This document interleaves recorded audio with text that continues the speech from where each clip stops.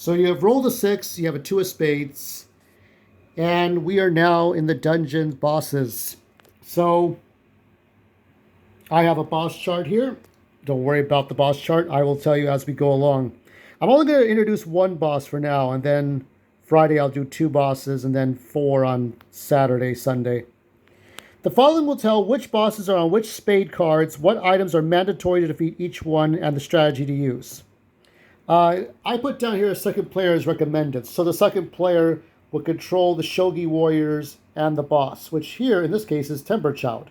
So the Shogi warriors are random soldiers except the king, who move as they would in Japanese chess. On a 9 die, we got this one here. So on a 9 die, 0 through 9 warriors may be moved with or instead of bosses. Warriors may be moved more than once. So what happens is that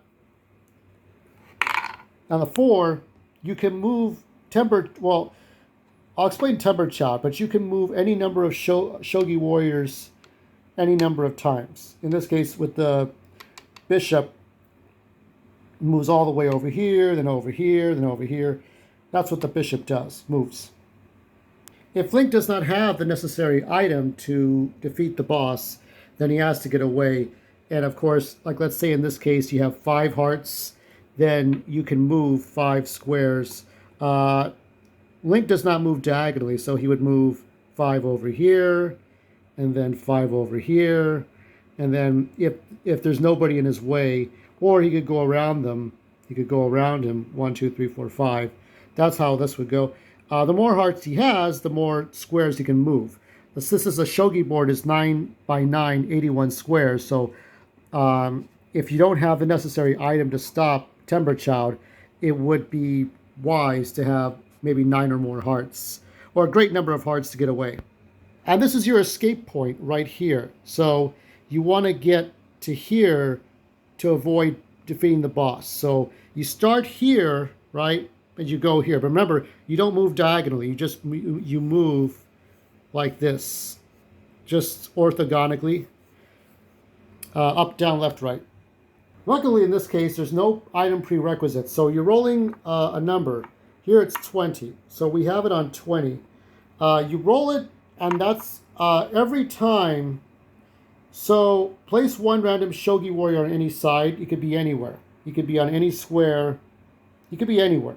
But he has to be starting at a starting point. So any one of these squares here, except the one occupied by the boss. Place Temperchild in the starting position in dice mode on the number based on the number rolled. So this is 20. And on the number rolled, depending on the D20 number you rolled, you or a friend can count down the Dice Link starting number from 20 to 1.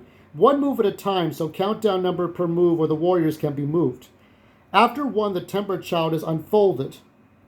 And the dragon will attack Link with a range across the board. So he can attack diagonally or straight up and down, left to right. 9 squares and a movement of 2.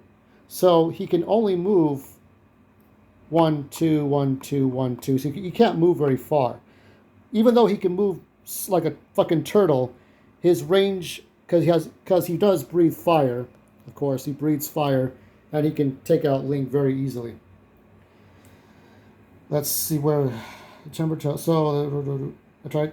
And I move it to his long range attack is 9 battle dice as long as it is on the same row or column. Okay, so forget the diagonal. So if Link is here, Link is fine if he's here. But if he's over here, then the dragon can attack because he has a straightforward path. You will need 2 shields, so you have, if you have more than, depending on how many numbers you have, you will need at least, how many hearts you have, you'll need at least 2 shields to block the fire, and you need at least 2 crossed swords against no shields to defeat by battle dice. So that's this one. Friday I'll go over Box the Dongo and the Diceling Beholder. And that's it for this dungeon boss battle.